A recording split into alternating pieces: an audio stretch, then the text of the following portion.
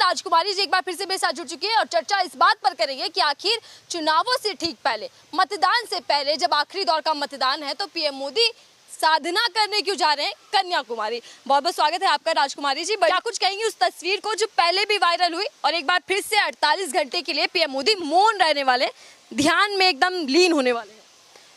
कितनी नौटंकी करेंगे जब इंसान बिल्कुल पाप से भर जाता है और उसको लगता है कि अब हमारे साथ गलत होने वाला है या वो डरता है, तो कोई भी इंसान हो वो भगवान की चरणों में भाग के जाता है।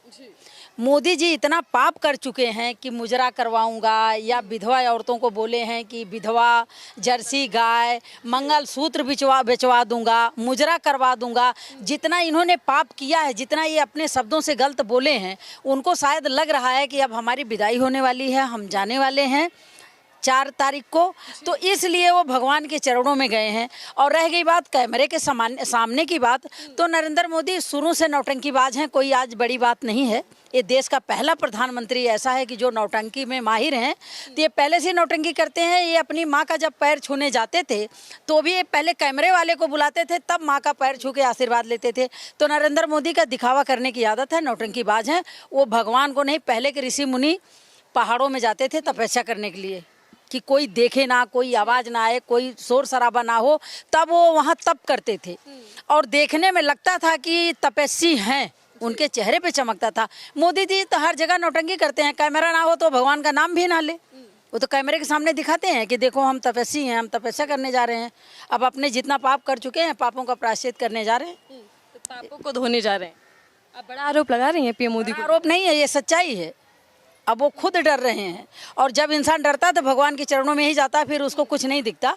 वो डर रहे हैं और जाके वहाँ अपने पाप का पश्चाताप करने जा रहे हैं कि जितना उन्होंने पाप किया है, उल्टी सीधी उटांग पटांग की भाषा बोले हैं कि जो प्रधानमंत्री को शोभा नहीं देता कि हम मुजरा करवाएंगे। एक देश का प्रधानमंत्री और इस शब्द में बात करता है कि जब मैं 4 तारीख को जीत जाऊंगा तो मुजरा करवाऊंगा। किन लोगों से मुजरा करवाओगे? जिनके ऊपर आप उंगली उठा रहे हैं वो हमारी देश की औरत नहीं है क्या? वो भी तो हमारी देश की महिला हैं। आप किन से मुजरा करवाएंगे? तो उनको ये पता लग गया है कि 4 तारीख को हमारी विदाई है। वो पहले ही भगवान के चरणों में माफ़ी मांगने अपने पापों का पश्चाताप करने पहुंच गए हैं। लेकिन देखिए, सुरक्षा बल के घेराव में रहने वाले हैं पीएम मोदी। कई कड़ी सुरक्षा वहां पर की जाएगी और साथ ही साथ देखिए तमाम चैनलों पे लाइव दिखाया जाएगा। साधना कर रहे हैं मोदी जी, कह रहे हैं कि अब नई ऊर्जा लेकर आऊंगा नई सरकार की। क्यों बिना मीडिया का साधना नहीं होता क्या? मैंने पहले ही बोल दिया कि जब पहले के ऋषि मुनि तपस्या करने जाते थे तो वो पहाड़ों में जाते थे कि कोई देखे ना, कोई आवाज़ ना आए, हमारा पूजा कहीं हमारी खंडित ना हो, भंग ना हो। वो इसलिए तपस्या करने जाते थे जंगलों में। नरेंद्र मोदी जी हजारों कैमरे लगा लेते हैं, तब तपस्या करते हैं। तो उनको दिखावा करना है ना, उनको भगवान से कोई लेना देना नहीं। वो तो अपने आप को ब्रह्मा विष्णु महेश समझते हैं। हर हर मोदी, घर घर मोदी। शंकर भगवान को कहते हैं हर हर शिव शंकर, और वो अपने को ही साबित करते हैं। तो उनका अब अंत आ गया, इसमें कोई बड़ी बात नहीं है, ना घबराने की बात है। उनका अंत है 4 तारीख को उनकी विदाई। तो आपको ये लगता है कि पीएम मोदी का जो ध्यान है वो चुनावी साधना है पूरी तरीके से? वो कोई भी नौटंकी कर दें, कुछ भी कर डालें। चुनाव के समय में उन्होंने बोला मंगलसूत्र बेचवा दूंगा, चुनाव के समय में उन्होंने बोला कि मुजरा करवा दूंगा। कैसे प्रधानमंत्री हुआ? कैसे प्रधानमंत्री हैं? वो अपने पापों का पश्चाताप करने गए हैं और शंकर भगवान से माफ़ी मांगने गए हैं कि मुझे बचा लो। लेकिन अब उनका अंत है 4 तारीख को। कोई मतलब नहीं है कि नरेंद्र मोदी रहें, उनकी विदाई है। लेकिन मोदी जी को तो खुद कहते हैं कि भगवान का अवतार हैं, कई रूपों को लेकर अवतार पीएम मोदी लेकर आए हैं, यहाँ तक कि परमात्मा के भेजे हुए हैं। देखिए, जब रावण ने अपना अत्याचार शुरू किया तो रावण को भी लगता था कि भगवान को बोलते थे वो जंगल का धनुषधारी हमारा क्या बिगाड़ेगा। रावण के शब्द होते थे कि जंगल में जो धनुषधारी है वो हमारा क्या बिगाड़ेगा, सारी शक्तियाँ हमारे पास हैं, सोने की लंका हमारे पास है, रथ उड़ने वाली हमारे पास है, शक्ति माया भी रथ हमारे पास है। तो रावण के अंदर भी बहुत मैं था, रावण के अंदर भी बहुत अहंकार था, घमंड था।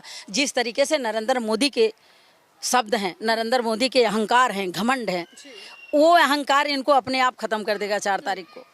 नहीं तो जो साधना में पीएम मोदी गए हैं, क्या लगता है कि इसकी आवश्यकता क्यों पड़ी? इससे होगा क्या? मैंने पहले भी आपको बताया कि जब इंसान घबराता है, हम लोग भी अभी घर में कोई बीमार पड़ जाए या खुद कहीं मुसीबत में हो तो सबसे पहले भगवान के चरणों में जाके मत्था पटकते हैं कि आप ही बचाओगे, दुनिया में हमारा कोई नहीं है। तो नरेंद्र मोदी भी अपना पश्चाताप करने गए हैं कि परमात्मा मुझे बचाओ, क्योंकि इनको पता है कि जितना अत्याचार इन्होंने किया है, जितना देश के साथ इन्होंने खिलवाड़ किया है, जितना देश के पैसे इन्होंने अडानी अंबानी को लुटवाया है, इनको पछतावा है कि अगर 4 तारीख को मैं चला गया तो ये अंदर मिलेंगे, बाहर नहीं मिलेंगे। लेकिन जीत को लेकर तो आश्वस्त है बीजेपी। पीएम मोदी खुद कह रहे हैं कि हम फिर से वापसी कर रहे हैं, रणनीति तैयार है, रूपरेखा तैयार है, 125 दिन के भीतर बड़े बड़े फैसले लिए जाएंगे। आपको लगता है कि जो आदमी हमारे देश के युवा जो झूठ बोल के सत्ता में आए थे कि युवाओं को 2 करोड़ नौकरी देंगे, बोले थे कि युवाओं को 2 करोड़ नौकरी देंगे, आज हमारा युवा पढ़ा लिखा रोडों पे घूम रहा है, फैक्ट्री में काम कर रहा है, सब्जी लगा रहा है, रेडी पटरी लगा रहा है, आलू अंडे बेच रहा है। जो आदमी युवाओं के साथ गद्दारी किया, हमारे देश की जितनी सरकारी संपत्ति थी नरेंद्र मोदी बेच डाले, हमारे देश में जितने पैसे थे नरेंद्र मोदी अडानी अंबानी नीरव मोदी को दे डाले। अब बचा क्या है देश में? सारा कुछ तो बेच के खा गए हैं। अगर अब की बार आ गए, पहली बात तो आना नहीं है, और जो गए हैं अपना पश्चाताप करने, मैं तो कहती हूँ शिव भोलेनाथ से कि उनको थोड़ी सद्बुद्धि दें, क्योंकि उनकी बुद्धि भ्रष्ट हो गई है। अब उनको लगता है कि बस जो कुछ है हिंदुस्तान में हम ही हैं, ना वो महिला का सम्मान कर सकते, ना वो युवा के नौकरी दे सकते, ना सरकार की संपत्ति बचा सकते, ना हमारे देश के कोई मान सम्मान महिलाओं का बचा सकते हैं। आपके सामने महिलाओं को कितना जलील करते हैं, मुजरा करवा दूंगा, मंगलसूत्र बेचवा दूंगा, कांग्रेस की विधवा, जर्सी गाय, महिलाओं को कितने गंदा गंदा शब्द आप यूज करेंगे, और भगवान के सामने जा रहे हैं माफ़ी मांगने, वो भी कैमरे के सामने। क्या नौटंकी इनकी चल रही है? अरे इतना तप करने की शौक है तो मोदी जी को कहीं जंगल में जाना चाहिए, पहाड़ों में जाना चाहिए, ना कि कैमरे लेकर जाना चाहिए। इनकी नौटंकी अब खत्म है, देश की जनता समझ चुकी है। कांग्रेस पार्टी, हालांकि पूरा विपक्ष कह रहा है कि आचार संहिता का उल्लंघन है। आपको भी लगता है कि बिना कैमरे के पीएम मोदी ध्यान में नहीं जा सकते? ये सिर्फ कैमरा के लिए ही सब कुछ हो रहा है? ये तो प्रचार है ना, प्रचार है कि अब लोगों को पहले तो जय श्री राम करके लोगों को गुमराह किए। देखो, भगवान का पूजा पाठ हम लोग करते हैं, ठीक है, लेकिन भगवान के सामने ये बच्चा बैठा है, अगर भगवान के सामने है 6 महीने बैठा दें, वो भिखारी ही बनेगा, ना कि आपका कलेक्टर जज नहीं बनेगा, IAS IPS नहीं बनेगा। क्योंकि वहाँ भगवान के सामने हम पूजा करने जाते हैं, भगवान से शक्ति प्राप्त करने जाते हैं, ऊर्जा प्राप्त करने जाते हैं, शिक्षा हमें स्कूल में मिलेगी। नरेंद्र मोदी गंवार आदमी हैं, पढ़े लिखे नहीं हैं। मनमोहन को स्मृति ईरानी चूड़ियाँ दिखाती थी, आज मोदी जी इतने गंदे गंदे शब्द महिलाओं को लेके यूज कर रहे हैं, आज स्मृति ईरानी कहाँ है? तो जब किसी चीज़ का अंत होता है, तो जब रावण का अंत हो गया तो नरेंद्र मोदी कोई भगवान नहीं है, परमात्मा सबका। राजकुमारी जी, हमने देखा पहले जब 2019 का चुनाव हुआ तब भी पीएम मोदी ध्यान में चले गए। 2024 का अहम चुनाव है, मतदान आखिरी होना है जून को, और 2 दिन के लिए पीएम मोदी ध्यान में गए, साधना कर रहे हैं जाकर। साधना करिए, ठीक है, साधना करना अच्छी बात है, भगवान का पूजा पाठ करना अच्छी बात है, लेकिन ये मीडिया वालों के सामने नौटंकी करना, ड्रामेबाजी करना, देश को पागल बनाना, देश को बेवकूफ़ बनाना, कहाँ का ये परंपरा है भैया कि कैमरे के सामने भगवान की पूजा होगी? कहाँ की परंपरा है? तो बीजेपी का ये मास्टर स्ट्रोक समझा जाए या फिर स्टंट समझा जाए, जिसको चुनावी कह सकते हैं? सभी हिंदुस्तान के लोगों को पता लग गया कि ये प्रधानमंत्री सबके हाथ में कटोरा दे देगा, कोई नौकरी नहीं देंगे, कोई शिक्षा नहीं देंगे, कोई बिजनेस नहीं देंगे।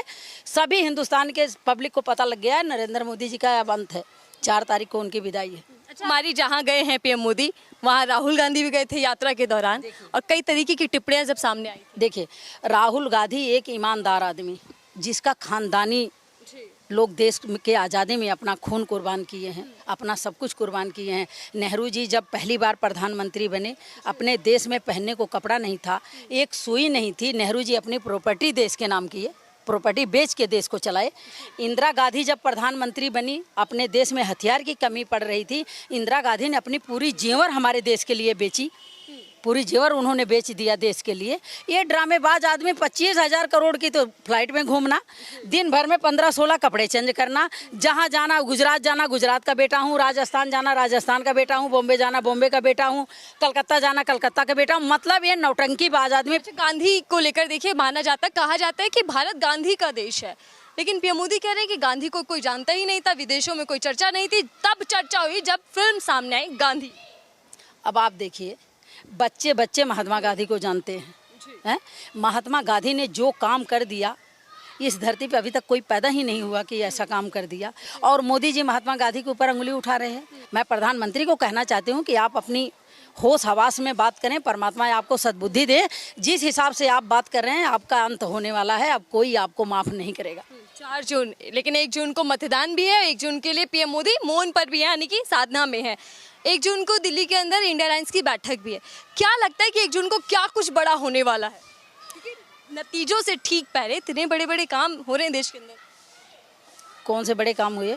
मोदी साधना पे गए, देखिए पूरा चैनल, पूरा मीडिया उनको दिखा रहा है कि मोदी जी साधना पे हैं, पूजा पाठ करते हैं क्या? बस मोदी नौटंकीबाज आदमी के मीडिया के सामने पूजा करते हैं। कौन इस धरती पे हिंदू है, चाहे मुसलमान हो या हिंदू हो, सिख हो, ईसाई हो, जिसका जो धर्म है अपने धर्म की पूजा करता है। हिंदू हैं हिंदू धर्म से पूजा करते हैं, मुसलमान मुसलमान धर्म में, ईसाई सिख, जो भी है हमारे हिंदुस्तान में सब अपने अपने धर्म की पूजा करते हैं। तो क्या इनकी तरह दिखावा करते हैं क्या?